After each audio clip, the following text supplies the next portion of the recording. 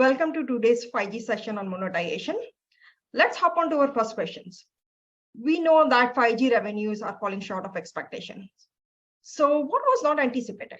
Well, I think the industry has approached this completely in the wrong direction. We've approached it from a very technology-centric point of view. And what we need to start doing as an industry in general, not only for 5G, but for the whole business going forward, is to anchor ourselves in what the customers are doing, what the customers need, and how the customers are connected. And the honest situation is that customers are sometimes connected to 5G networks, but quite often they're connected to other networks. And sometimes they're connected to networks that are 5G and we're not running them.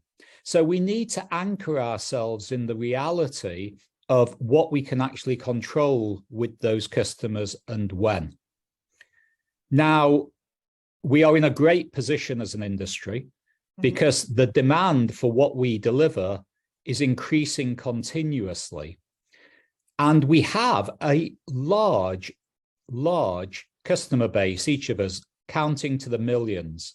So anchoring in improving that customer experience where they are actually connected to our network is where I think we need to start. So what reality do operators need to accept about consumer and enterprises' mindset about 5G? What we have to accept as an industry about 5G, and we start with consumers, is that consumers today are receiving a great experience from what we deliver on 4G. They don't want to pay any more, but they do want a better experience. And a better experience is either an experience that is more responsive or an experience that is richer. So with 5G, we can start to deliver more augmented experiences that have a higher response rate, but we have to make sure that we understand that the consumers are not going to pay more for that. We can improve on the efficiency, we can improve on the experience, and we can lower churn. That's not where the money is coming from. For enterprises, we have to embrace the fact that we stand in their shoes and they want business outcomes. They don't want to buy one 5G network. Quite often, what they want to do is integrate many networks. So we have to embrace the fact that we are an ingredient at the network level with an enterprise, and we are part of the solution. And we can choose to move higher in the value chain, but then we have to start delivering things beyond the network. I agree with you, Geoff. So operators must turn their gaze to new opportunities. Where should they be looking?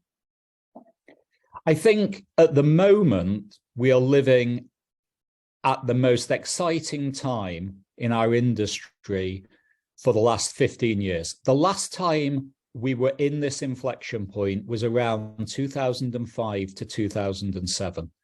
And that was when we first defined something called Web 2.0. And the difference that was made with Web 2.0 was when the software community started putting together easy-to-use tooling to create interactive two-way applications. And we saw the explosion and growth from there. That's solved, and that works fine. And as I have said, we need to improve the efficiency, interactiveness of those experiences, but people in general understand what they pay and they won't pay more. Absolutely. What now is happening is the revolution of AI and the democratization of those engines to complement both our lives as consumers and our lives as enterprises. And in the background, in the software community, the amount of tooling and progress with open source is creating the next flow of those experiences that will go into every aspect of our lives.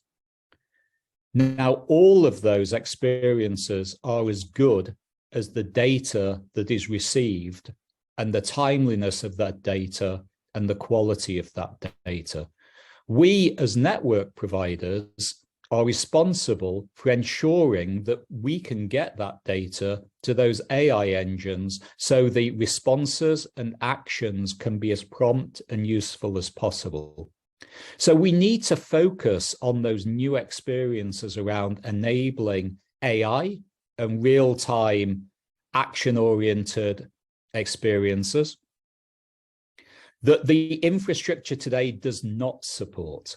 So we fill that gap and we take part in that growing developer community and that growing application community.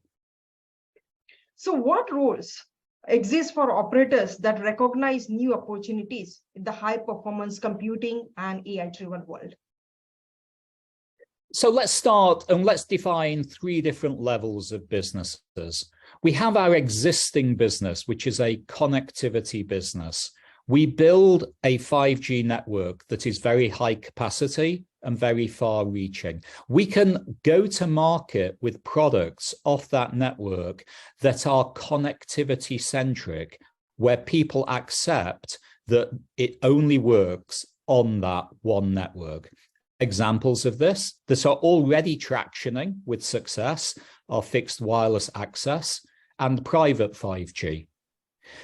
That is then the core business, and this is what we're used to. That is the connectivity business. The next level of business requires us to transform into being true cloud native and edge cloud providers.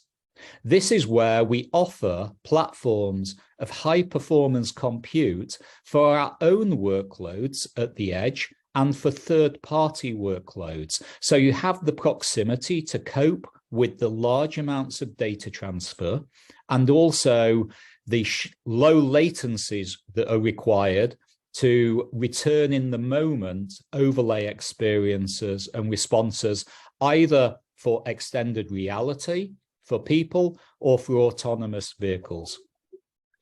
The core workload that pays for all that infrastructure in a cloud native, truly 5G network is the actual radio workloads that are also requiring that high performance computing and that low latency.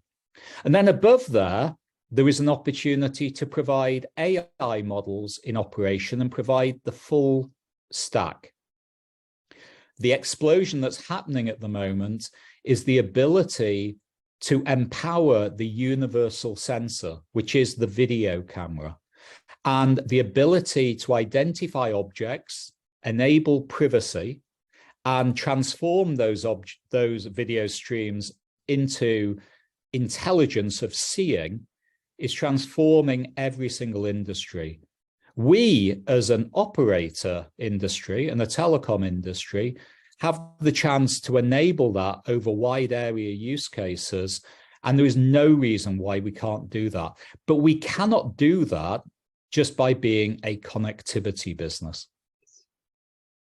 Absolutely, Geoff. So how do you recommend operators need to approach monetization strategies going forward? I think telecom operators need to clearly define and embrace the realities of the customers they're delivering to. We have to move away from this concept of 5G being the universal answer for everything. We have to embrace that 5G is highly valuable as a connectivity business, but what is happening above is embracing the value of data that's high volume and low latency. And then above that, that is powering the AI models. We have to move into those two bigger and exploding value chains if we want to monetize that connectivity layer in a new way. Thank you, Geoff, very much for sharing your insights on 5G monetizations. Really appreciate your time. Thank you very much.